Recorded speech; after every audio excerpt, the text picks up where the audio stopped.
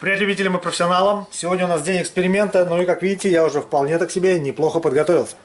А все потому, что сегодня, ребята, я выясню для себя, ну и конечно же вам покажу, какую нагрузку способна выдержать вот такая обыкновенная сварочная прихватка, сделанная полуавтоматом.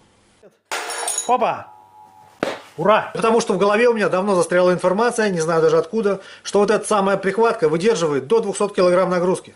И в принципе, если вы погуглите, то найдете похожие цифры, где сказано, что сварочная капля выдерживает от 100 до 500 килограмм. Понятное дело, ребята, что я верю всему, что есть в интернете, но сами понимаете, что сварочная прихватка, прихватки рознь. Поэтому сегодня мы проверим эти самые прихватки на скручиваемость, на излом, а также посмотрим на разницу этих самой нагрузки, когда у нас точка стоит сверху и снизу нашей заготовки. Ну а также, какую нагрузку она выдерживает, если приварить ее в стык, внахлёст и в виде электрозаклепки. Кстати, я думаю, многие из вас сталкивались с китайской версией сварки прихватками. Это когда свежекупленный самокат разваливается под ребенком буквально через час после покупки. И думаю, что многих именно эта встреча и заставила купить себе свой собственный сварочный аппарат. Так что, если я угадал, то обязательно пишите в комментариях вашу историю. Итак, к самому эксперименту я начал готовиться заранее, еще со вчерашнего дня, поэтому лайчик авансом ставим, я думаю, что будет интересно и познавательно. Долго думал концепцию, как все это дело сделать наглядно и безопасно, поэтому пришел к мысли, что надо изготовить специальную стойку, к которой будет крепиться наша испытуемая деталь. Изначально нагрузки на прихватки я думал осуществлять с помощью обыкновенного рычага. Хотя потом понял, что это довольно травмоопасно, потому что при каждом обрыве я могу повредить собственные руки. Поэтому решил использовать обыкновенный бутылочный домкрат. Так. Самое интересное, что выяснилось, что обыкновенного домкрата у меня в хозяйстве как раз таки и нет. Есть подкатные, речные, винтовые, а обыкновенного бутылочного домкрата не оказалось. Но, слава богу, есть такое волшебное место. Называется оно «За гаражом», я думаю, у многих оно есть. Там я нашел два бэушных домкрата, перебрал их по-быстрому и даже покрасил. Так, экспериментировать будем сегодня с местной проволокой белорусского производства «Оливер», а защитный газ обыкновенная углекислота. Смотрите, все эти три точки в принципе можно назвать прихватками, хотя они абсолютно разного размера и соответственно будут держать разную нагрузку. Так вот, чтобы не было такой свистопляски с размером, будем использовать режим спот на полуавтомате. Для этого выставляем режим спот, заходим в меню. Так, и выбираем наш промежуток, вернее интервал, равный 1 секунде. Все остальные показатели, как горячий старт, предгаз, постгаз, кроме индукции, у нас равны нулю. Индукция у нас 7.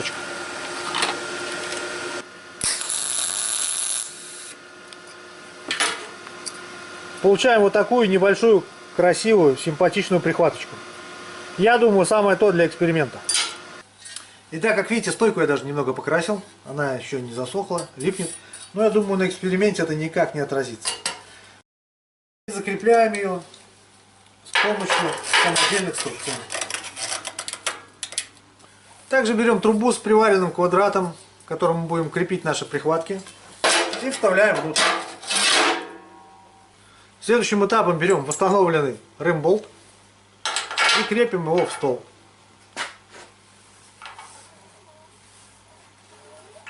Ну и последний устанавливаем свежепокрашенный и восстановленный домкрат. Выкручиваем шток до упора. Ну а для лучшей массы, я думаю, сейчас мы немножко зачистим свежепокрашенный и варить будем уже на сварочном столе. Поскольку опытные образцы у нас сегодня будут из 3-мм стали, если брать 1,5 или 2, я думаю, может быть порвать от крюка при нагрузке. Поэтому думаю, что поставим 100 ампер. Давайте 110 ампер поставим. Помним, что у нас режим спот. Интервал времени 1 секунда. Устанавливаем небольшой зазор и строго по центру ставим нашу прихватку.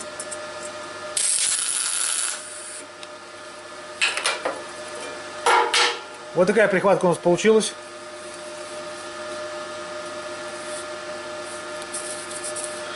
Небольшая, действительно настоящая прихватка. Устанавливаем все на место. В ремболт цепляем весы. А для соединения всей этой конструкции я выбрал вот такое разрезанное звено от небольшой цепи. Возможно, это и будет самым слабым звеном. Но посмотрим. Так. Этот эксперимент объявляю открытым. Тут я, ребят, подумал, что если сейчас весы... Так, тут я, ребят, немного подумал, что если сейчас точка оторвется, то весы упадут на мой новый стол и могут его испортить. Поэтому давайте подложим сварочные краи. А также парочку обыкновенных перчаток, чтобы им было мягче падать. Ребята, нагружаем наше соединение. Как видим, на нашем стенде уже 76 килограмм, и точки ничего не становится. Давайте подгрузим до сотни. О, сотню мы быстро перевалили, 120.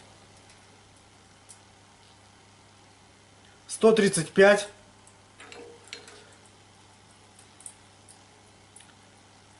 160. 170 килограмм. И я вижу, что действительно слабое звено оказалось слабым. У нас попросту расходится звено нашей цепи. При этом, что нагрузка уже перевалила за 230 килограмм. 254 килограмма и полностью растянутое кольцо. Эксперимент пошел не по плану. Поэтому что мы сейчас делаем? Уменьшаем интервал с секунды до полсекунды. Оставляем ампераж тот же. Меняем вот это кольцо на более крепкое. И продолжаем эксперимент.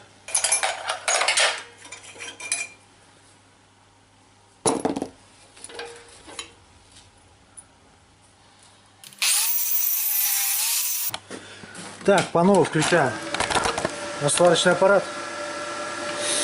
Опять переходим в меню. Выбираем настройки и уменьшаем. Это самый малый у нас интервал 0,5 секунды.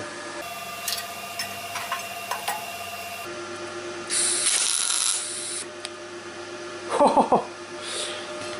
Ребята, это уже не прихватка, это сопля. В принципе, я думаю, что теперь весы справятся. Вместо слабого звена я изготовил вот такую штуку из прута восьмерки. Я думаю, должно выдержать. —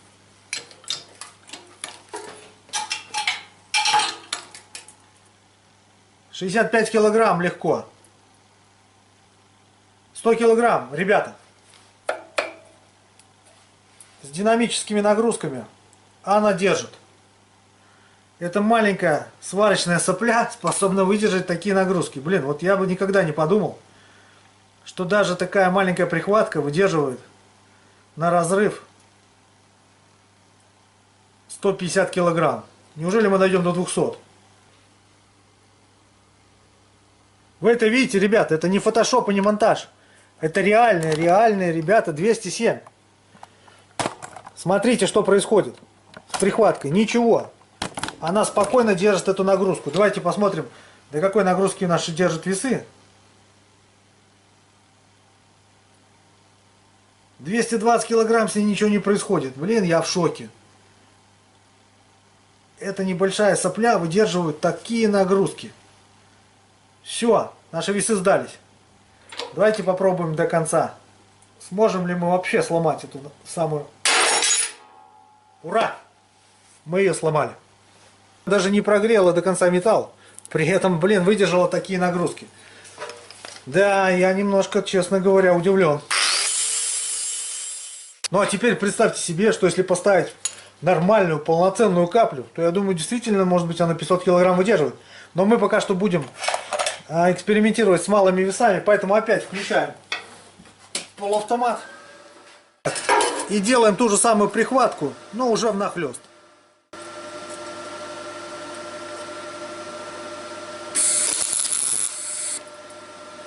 Вы знаете, за такой промежуток времени не успеваешь даже направить куда-то, тем более, что и не видишь эту самую проволоку. Представляете? 6 миллиметров и 22 сотки. Серия номер 2.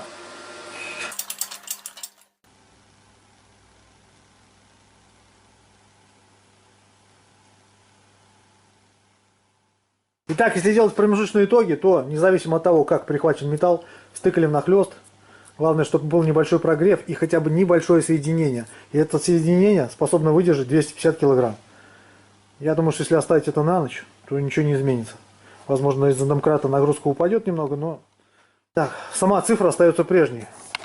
Так что можно говорить, что сварочная капля держит от 250 килограмм, а не от 100, как нам рассказывали в интернете. Понятно, что это тройка, если бы это была восьмерка или десятка, что ее невозможно было прогреть, то цифра была бы меньше.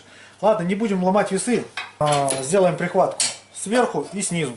И попытаемся сломать ее на излом. Я думаю, вот это будет интересно. Так, поэтому сейчас, смотрите, одним движением руки я его отломал. При том, что на нагрузку она выдержала 250 килограмм. Немного сдвигаем всю нашу конструкцию. Снова включаем сварочный аппарат. И ставим прихватку.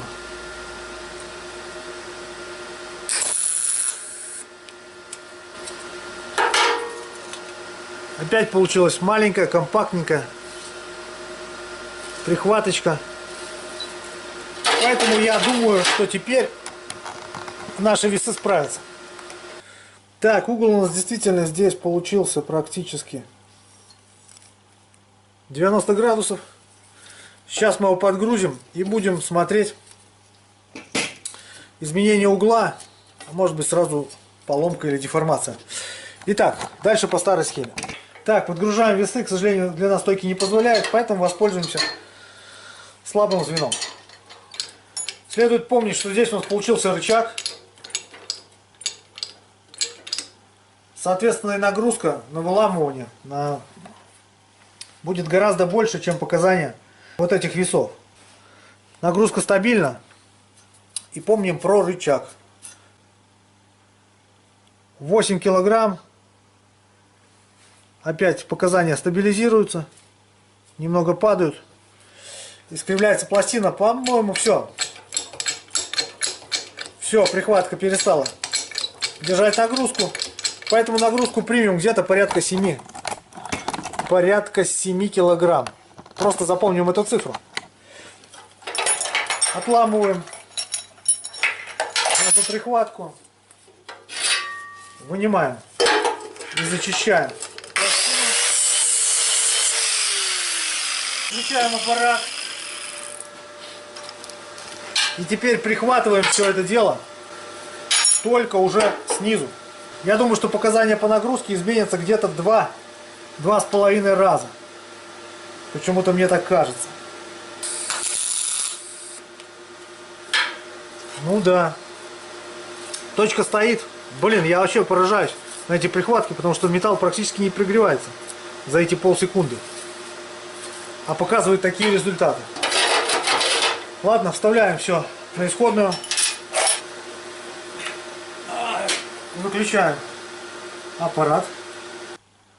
15 килограмм. Немного падает. Видим, как изменился угол. То есть мы видим, что угол стал уже развернутый. Больше 96 градусов.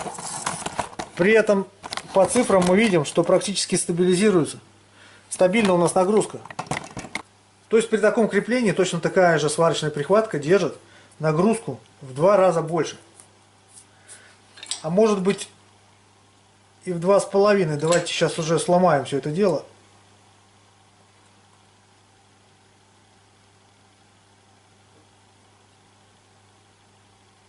$16 копейками. При этом нагрузку держит. Давайте до 20 догоним. Все. Происходит деформация уже. Итак, ребята, вторая часть нашего эксперимента показала абсолютно простые вещи. Что прихватка, поставленная сверху, держит в 2 раза большую нагрузку, чем прихватка, поставленная снизу на излом. Так что теперь мы знаем эту цифру в 2 раза. Ребят, настало время третьего, заключительного этапа. Весы нам больше не нужны. С этой нагрузкой мы разобрались. А теперь будем посмотреть, какую же нагрузку выдерживает наша прихватка на скручивание. Использовать будем, как я уже показывал, обыкновенный, недорогой, но проверенный не одним двигателем. Динамометрический ключ, гайку, пару головок. Так, что мы сейчас делаем? Крепим сейчас нашу прихватку в виде электрозаклепки, то есть в отверстие. Так, и проверяем момент, при котором она сломается. Думаю, чтобы было наглядно, будем использовать вот такой болт. Так, болт у нас 8 мм, без опознавательных знаков, твердость его неизвестна. Отверстие также у нас порядка 8 мм, поэтому они будут сегодня биться на равных. Выходим из режима спот, ставим 120 ампер и привариваем.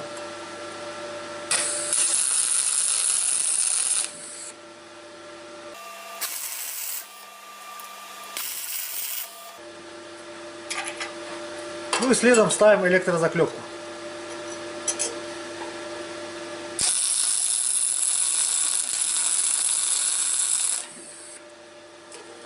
Все это выглядит у нас следующим образом.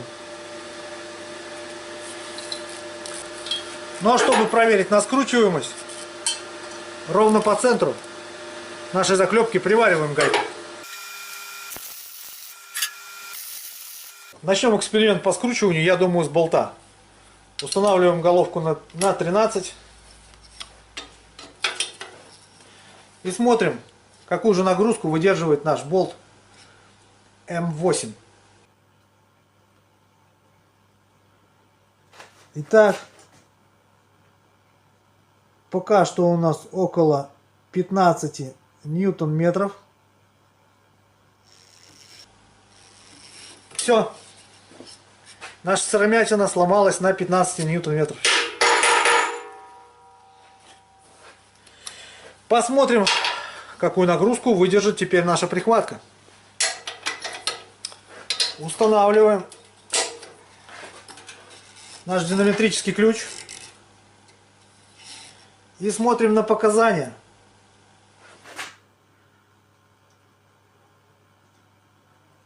В принципе, уже 20. Ребята, уже 20 ньютонов, 25. Все. Наша прихватка оторвалась. Как видим, полностью заполнены электрозаклепка. И в этом случае, ребята, электрозаклепка победила. То есть заклепка, сделанная в 8-миллиметровом отверстии, победила вот этот no-name болт. Может быть, болт совсем, конечно, доходной, но все равно приятно. Если мы посмотрим на металл, то здесь у нас даже небольшой кратер. Я думаю, такой результат получился, потому что здесь у нас резьба, то есть фактически само тело болта чуть тоньше, чем получившаяся вот эта электрозаклепка с помощью сварочного аппарата. Отсюда и результат. Этот у нас скис на 15 ньютонах, этот практически на 25. Все. Что, довольно интересный и наглядный эксперимент сегодня получился. Я думаю, конечно, можно было закрепить результат, использовав диаметры побольше, но, ребят, свободное время заканчивается. Поэтому давайте подводить итоги. Что интересного и полезного мы узнали из этих экспериментов, ну, честно говоря, не знаю. Знаю одно, что свое любопытство и, может быть, немного вашего я удовлетворил. Это первое. Ну, а второе, мне очень понравилось проводить эксперименты. Придумывать для этого какие-то приспособления. И вообще сам процесс затягивает. Поэтому тему экспериментов, я думаю, мы продолжим. Будет еще пару роликов, где будут эксперименты, связанных со сварочной тематикой и не только. Так что, как говорится, подписывайтесь, не теряйтесь. Ну а по факту мы с вами действительно подтвердили информацию, что сварочная прихватка, а в нашем случае это даже была не прихватка и не капля, наверное, а 1/3 капли. То есть можно сказать, что это сварочная сопля. Выдерживает вполне себе приличные нагрузки в 250 килограмм. Вот это меня действительно удивило. Правда, нагрузку эту она выдерживает только на разрыв. Во всех остальных случаях, честно говоря, показатели не удивили. Ну а то, что на излом прихватка сверху выдерживает нагрузку больше, чем прихватка снизу, так это, по-моему, все знали чисто на бытовом уровне. Просто мы показали, что этот коэффициент где-то 1 к 2. Электрозаклепка тоже хорошая тема, правда, результат на скручивание не впечатлил. Поэтому единственное, что удивило, еще раз повторяю, так это размер и нагрузка, которую выдерживает обыкновенная сварочная сопля. Так что, друзья, всем, кому понравился сегодняшний эксперимент, кто считает, что я не зря потратил свое свободное время, изготавливая вот эту конструкцию, а также восстанавливая старый советский домкрат. И все для того, чтобы наглядно показать вам силу и мощь маленькой сварочной сопли, ставим лайк. Ну а все остальные, кто считает это бездарным, кто знал все эти цифры и шо со школы, и вообще с закрытыми глазами мог предсказать результаты всех экспериментов, ставим дизлайк. И меня, поверьте, это нисколько не расстроит, потому что я прекрасно понимаю, что это был всего лишь ни к чему не обязывающий эксперимент выходного дня, чтобы, не скучно, используя, провести пару часов свободного времени. Так что, ребята, дальше, как обычно, прямые руки вам в помощь. Всем удачи, здоровья, мирного неба над головой. Не хворайте, прорвемся.